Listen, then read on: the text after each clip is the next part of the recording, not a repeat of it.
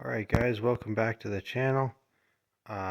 Just doing a quick video here on block heaters or coolant heaters for these Volkswagen TDIs. This should relate to anybody, even if it's in the car. Honestly, it's easier in the car for a lot of what I want to show you guys.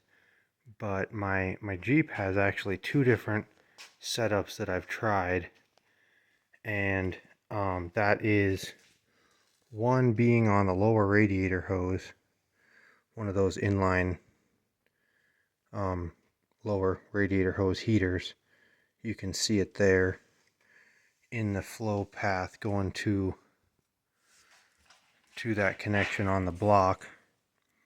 And then the other one I'm gonna have to show you from underneath is going to the back side of the head and down to the oil cooler. So those are the two things I've tried, and I just want to go over why. Well, for one thing, the one on the lower radiator hose was really designed for, I don't know, I guess American-made engines, anything that doesn't have your thermostat right there in the lower radiator hose, because the idea of it is the heat rises, hits the backside, well, it goes in right into the engine, hits the backside of the thermostat, which is usually on the upper radiator hose, opens the thermostat, and then does a continuous cycle through the radiator to heat basically the entire cooling system. Unfortunately, with these TDIs and the way they've got that thermostat in the lower radiator hose, even though it's heating the coolant, the other issue on top of it heating the wrong side of the thermostat there, it's also pointing down. If the engine, especially if it's in stock tilt to where it's sitting over at 15 degrees, it's like a downward angle into that thermostat, and the flow path is just terrible. I've seen, like, I've gotten that one to work if I plug it in when, like, I get home and the thermostat is open and I plug that in right away, it will keep the thermostat open because it'll keep the flow. That's the only time that lower radiator hose I have gotten to work with a heater there. I've tried one in my Jetta and on this Jeep, and like I say, the only way it works is if you just leave it plugged in all the time, basically. So I've got a couple of videos here of areas where you could put this inline, basically making that lower radiator hose into an inline, smaller, reduced down to the 5/8 line for the oil cooler. So I'm going to go over those, but I'm going to show you the options and how I've got everything set up here first. So these are the type of units here that I have messed with. And honestly, these two, making these into a 5/8 fitting is kind of ghetto. Definitely TDI scumbag material. And this is not what I would use. This is actually PVC, but I'm using it as a representation. I've got a link, I'll put it in the video, to what they call it is a merchant coupler for 3/4 inch NPT.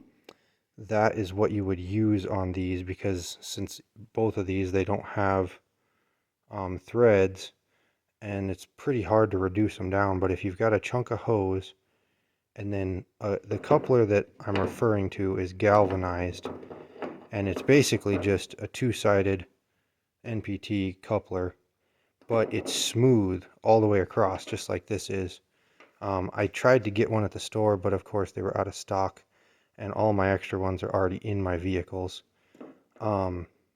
So that is what you would use, though. Basically, you could even use a little bigger piece of radiator hose there, so you'd have a clamp here, clamp there holding onto this, and then your NPT, just brass or whatever you want to use there to get down to that 5/8 for the oil cooler line.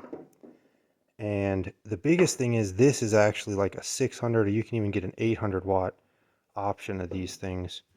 This one's only 400, but those are pretty common to get, and I know a lot of people have tried them. I have not had much luck with trying to use these as a lower radiator hose heater. The cool thing, I can't really take credit for this. My buddy uh, Nathan, he came up with this thing, or at least found the pieces. And obviously it's nice just to have all metal here, but this is like a, you can see it there, it's just a smaller, it's a 400 watt heater, and it's really compact that way. If you take this guy out, screw it in there, and this is probably what I would recommend. The only thing that's kind of nice is if you can get the 600 or 800 watt versions of these.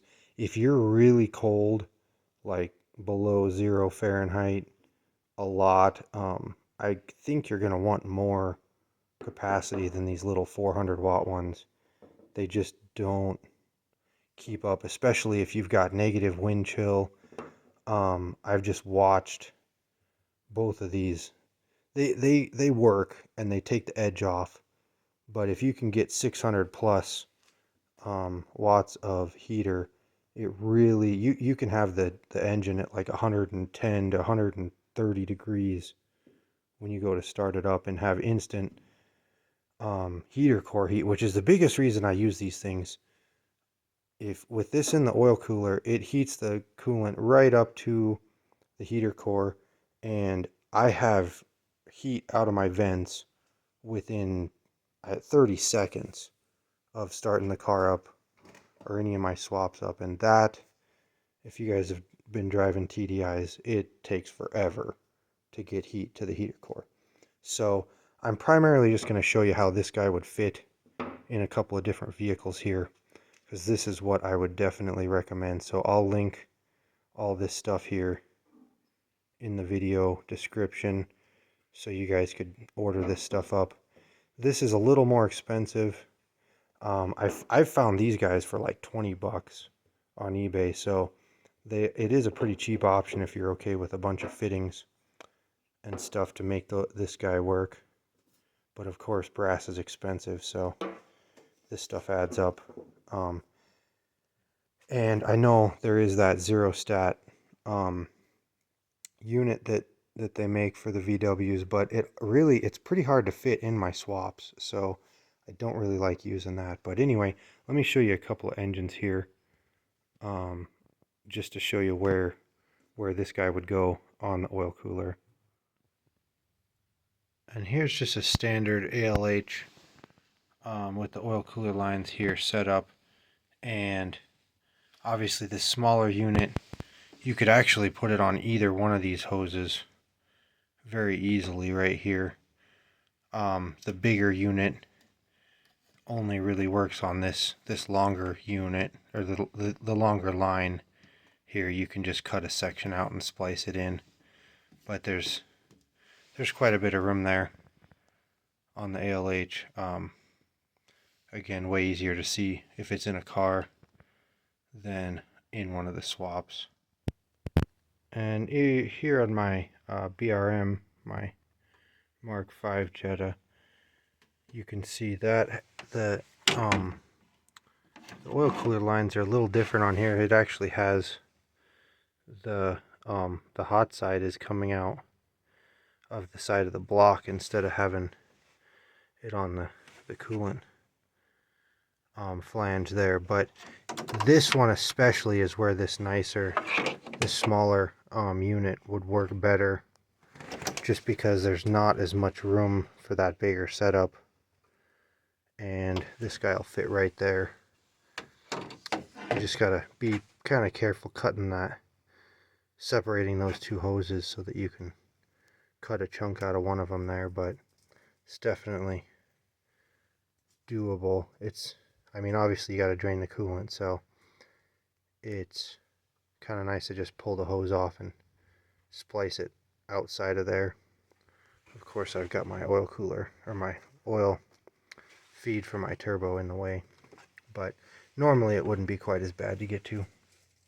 So, and then here underneath the Jeep, hopefully you guys can see that okay. It's not very easy to get in here, but that I've got that 600-watt heater there with all the adapters going to the oil cooler.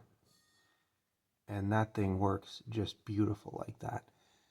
Again, it is a little cumbersome with all the different clamps, but I do like how warm it keeps the engine. So yeah, that's what I use, and that's what's worked best for me as far as getting something to work. Again, like I was saying, there's not a lot of room in these swaps for putting one of those zero stats and getting good flow, because that's the biggest issue with any of this stuff, is just getting that natural heat rise of the coolant. And that's where that oil cooler line heater has just worked best for me.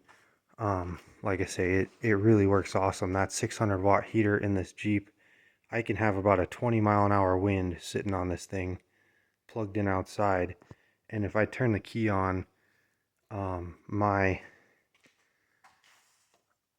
my gauge on the dash, which is actually in the upper radiator hose here, it is reading, it starts at 100 and it's reading about 110 degrees when I go to start this thing up. I mean, it just instantly starts. It's pretty amazing. So anyway, I hope that helps some people out, and just a little bit, maybe a cheaper way to get a coolant heater if you don't have room for one of those zero stats, or you're just trying to not spend that much money on one of those. There's definitely some options there that work for you. So anyway, thanks for watching, and hopefully somebody finds this stuff useful.